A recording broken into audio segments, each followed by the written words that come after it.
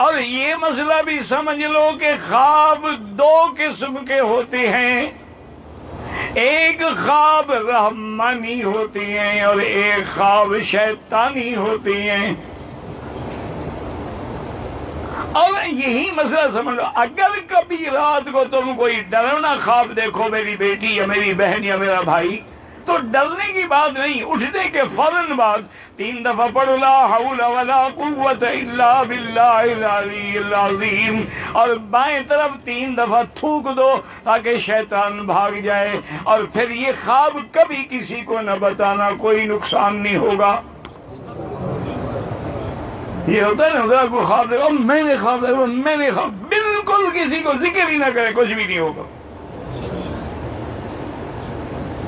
اور اگر تم نے خواب دیکھا ہے لیکن پتہ نہیں لگتا اچھا ہے یا کیسے ہے، تو پھر بھی حکم ہے کہ لا یذکر الا علی عاقل لبیب حبیب، کسی عالم کو، کسی دوست کو خواب بتاؤ، ہر بندے کو نہ بتاؤ۔ وجہ کیا ہوتی ہے کہ حضور نے فرمایا کہ رویا جو ہے علی رجل طائر، یہ ایسے ہے جیسے کسی پرندے کے پاؤں پہ دانا رکھا ہو، حرکت کی تو گر گیا، اس کی جو بھی تعبیر دے گا اسی طرح ہو جائے گا۔ تو اگر کوئی جاہل ہوگا تو تعبیر تو جاہل والی دے گا نا، اگر عالم ہوگا اور اس کی تعبیر میں کوئی خطرہ بھی ہوگا تو وہ بنا کے سنوار کے کوئی اچھی بات کرے گا، کیوں؟ خواب ایک علم ہے، اس کی تعبیر دینا ایک علم ہے۔ ہر بندہ معبر نہیں ہوتا، ہر عالم معبر نہیں ہوتا۔ محمد ابن سیرین رحمت اللہ علیہ جو تعبیر رویا کے امام تھے، جن کی کتابیں ہیں، انہوں کے پاس ایک آدمی آیا، اس نے کہا جی میں نے خواب دیکھا ہے کہ میری چارپائی کے نیچے ایک بڑا لگن ہے اور انگاروں سے بھرا ہوا ہے۔ اور میں اچھی بات ہے، تم جاؤ، تمہیں اللہ دولت دیں گے، تمہیں دولت ملے گی، ہیرے جواہرات ملیں گے۔ وہ چلا گیا۔ کچھ عرصے کے بعد ایک آدمی آیا، اس نے کہا کہ حضرت میں نے خواب دیکھا ہے کہ میری چارپائی کے نیچے اتنا بڑا لگن انگاروں سے دہکا ہوا ہے، اور میں جلدی جاؤ تمہارا گھر جل گیا۔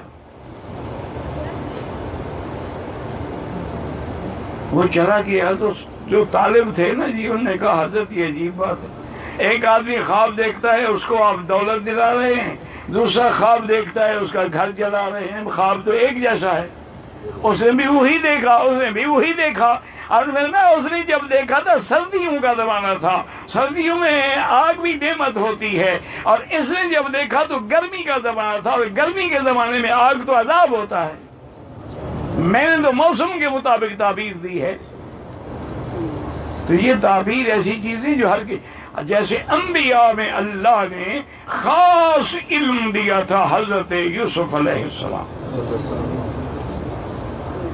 اور اسی طرح تمام انبیاء میں تعبیر کا علم جو ملا وہ حضرت محمد مصطفیٰ صلی اللہ علیہ وسلم، اور ان کے بعد ملا کس کو؟ سیدنا ابی بکر الصدیق، کہہ دو رضی اللہ عنہ۔ اللہ اکبر۔ اور یہی ایک مسئلہ سمجھ لیں کہ تمہارے ہمارے خواب صحیح بھی ہو سکتے ہیں اور غلط بھی ہو سکتے ہیں، رحمانی بھی ہو سکتے ہیں، شیطانی بھی ہو سکتے ہیں، لیکن انبیاء کے خواب حق ہوتے ہیں، سچ ہوتے ہیں، اور نبی کا خواب ایسے ہوتا ہے جیسے اللہ کی وحی اتری ہو، ان کے خواب میں کوئی شک نہیں ہوتا۔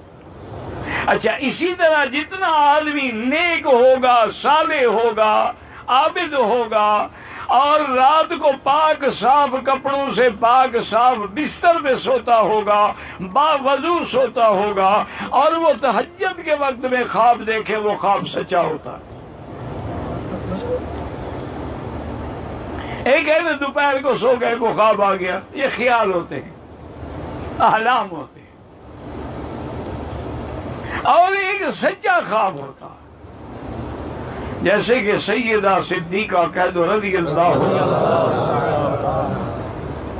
نے خواب دیکھا اور اپنے ابا سے عرض کیا کہ ابا جان میں نے خواب دیکھا ہے، بڑا عجیب خواب ہے، میں نے دیکھا کہ آسمان سے ایک چاند اترا ہے اور میرے حجرے میں آ کے غائب ہو گیا۔ پھر میں نے دیکھا کہ دوسرا چاند اترا ہے، وہ بھی میرے حجرے میں غائب ہو گیا۔ پھر تیسرا چاند اترا ہے، وہ بھی میرے حجرے میں غائب ہو گیا۔ تو حضرت ابو بکر خاموش ہو گئے، کوئی تعبیر نہ دی۔ جب وفات ہوئی حضرت محمد مصطفیٰ کی صلی اللہ علیہ وسلم اور حضور کی تدفین مبارک ہوئی، بی بی عائشہ کے گھر میں روتے ہوئے ابو بکر آئے اور کہا صدیقہ ھذا اول قمر، یہ وہ پہلا چاند ہے جو تیرے گھر میں صلی اللہ علیہ وسلم۔ یہ میں نہیں کہتا چاند، صحابہ کہتے ہیں جب حضور کے چہرے پہ نظر پڑتی تھی کان القمر تجری فی وجہ، معلوم ہوتا تھا چودھری کا چاند دوڑ رہا۔ هي الحلقات تحفظني بآيات من القرآن، هي الحلقات تملأني بحب المصطفى العدنان، هي الحلقات تحفظني بآيات من القرآن، هي الحلقات تملأني بحب